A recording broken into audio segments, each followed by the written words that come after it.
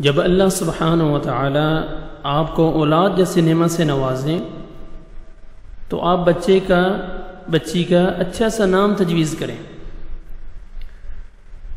7 دن کے اندر بچے کا نام تجویز کر لینا چاہیے۔ ولادت کے روز بھی نام رکھا جا سکتا ہے۔ رسول اللہ صلی اللہ علیہ وسلم نے اپنے بیٹے فرزند ابراہیم کا نام ولادت کے روز ہی رکھا، لیکن اگر ولادت کے روز نہ ہو سکے تو 7 دن کے اندر بچے کا نام رکھ دینا چاہیے، جیسا کہ رسول اللہ صلی اللہ علیہ وسلم کی حدیث مبارک ہے۔ رسول اللہ صلی اللہ علیہ وسلم نے حکم دیا کہ 7ویں روز بچے کا نام رکھ دیا جائے، اس کے بال اتروا دیے جائیں اور اس کا عقیقہ کر دیا جائے۔ والدین پر اولاد کا حق ہے کہ والدین اپنے بچوں کا شرعی تقاضوں کے مطابق اچھا نام رکھیں۔ اس ضمن میں کچھ باتوں کو سامنے رکھنا چاہیے۔ رسول اللہ صلی اللہ علیہ وسلم نے فرمایا احب اسمائکم الی اللہ عبد اللہ و عبد الرحمن، اللہ کے ہاں تمہارے سب سے زیادہ پسندیدہ نام عبداللہ اور عبد الرحمن ہیں۔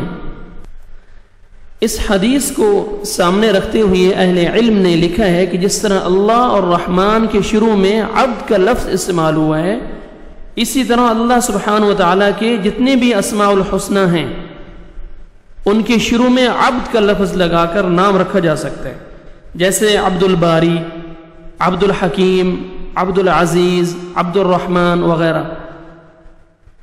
اللہ تبارک و تعالیٰ کے ناموں کے بعد انبیاء کرام کے ناموں پر بھی نام رکھے جا سکتے ہیں، جیسا کہ خود رسول اللہ صلی اللہ علیہ وسلم نے اپنے ایک صاحبزادے کا نام ابراہیم رکھا۔ انبیاء کرام میں انبیاء اور رسول کے امام حضرت محمد رسول اللہ صلی اللہ علیہ وسلم ہیں، جن کے صفاتی نام احادیث کی کتابوں میں مذکور ہیں۔ ان ناموں پر بھی نام رکھے جا سکتے ہیں، جیسے مصطفیٰ، مرتضیٰ، مجتبی، مزمل، مدثر، جواد، امین اور محمود وغیرہ۔ اسی طرح شہداء اور مسلمان جرنیلوں کے ناموں پر بھی نام رکھے جا سکتے ہیں۔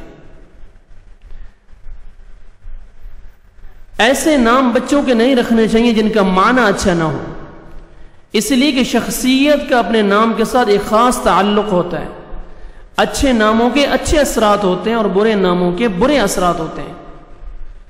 مشہور تابعی حضرت سعید بن مسیب بیان کرتے ہیں کہ میرے دادا نبی کریم صلی اللہ علیہ وسلم کی خدمت میں حاضر ہوئے، یہ بخاری شریف کی حدیث ہے۔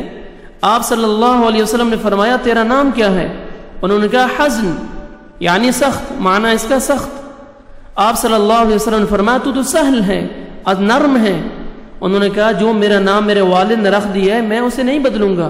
حضرت سعید فرماتے ہیں کہ اس نام کے سبب، کیونکہ وہ ہمارے فیملی ممبر تھے، ہمارے دادا تھے، اس نام کی وجہ سے پھر ہمارے خاندان پر مسلسل سختی چھائی رہی۔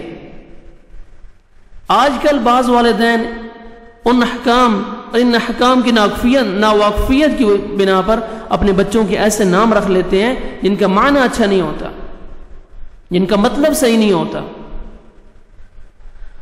بسا اوقات والدین لاڈ پیار میں اپنے اچھا خاصا نام بچوں کا بگاڑ کے رکھ دیتے ہیں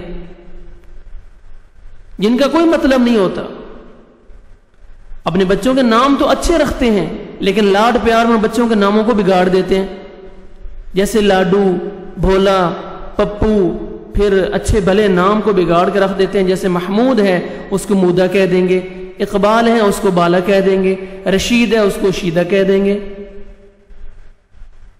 ایسے والدین کہ بچے پھر عمر پر ایسے ناموں سے چھٹکارا نہیں پاتے، بسا اوقات انہیں بھری مجلس میں، محفل میں شرمندگی سے دوچار ہونا پڑتا ہے اور کبھی جھگڑوں تک نوبت پہنچ جاتی ہے۔